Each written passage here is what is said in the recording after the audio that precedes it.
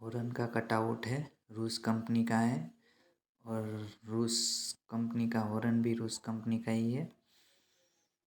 तो आप लोग देख सकते हो। हम आज इसका वायरिंग करेंगे, क्या कौन सा तार इसमें जाता है। ये रेड वाला तार है वो डायरेक्ट बैटरी में जाता है, देख सकते हो मैंने डायरेक्ट बैटरी में लगाया है। और ये ब्लू वाला वायर है और स्विच में जाएगा। और ये ब्लैक, हाँ, ये ब्लू वाला वायर डायरेक्ट स्विच में जाएगा और येलो वाला तार हॉर्न में जाएगा। तो आप लोग देख सकते हो मैंने डायरेक्ट हॉर्न में लगाया है तुम लोगों को वायरिंग दिखाने के लिए। ये ब्लैक वायर है, डायरेक्ट अर्थिंग का है, अर्थिंग में लगा दो।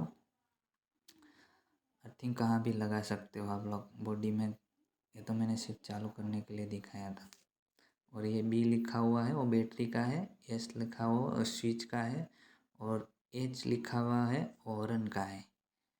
तो आप लोग देख सकते हो हमने ये प्रॉब्लम तुम्हारी सोल्व कर दिया है। तो हमारे वीडियो को लाइक करो, शेयर करो और सब्सक्राइब कर दो। Thank you guys.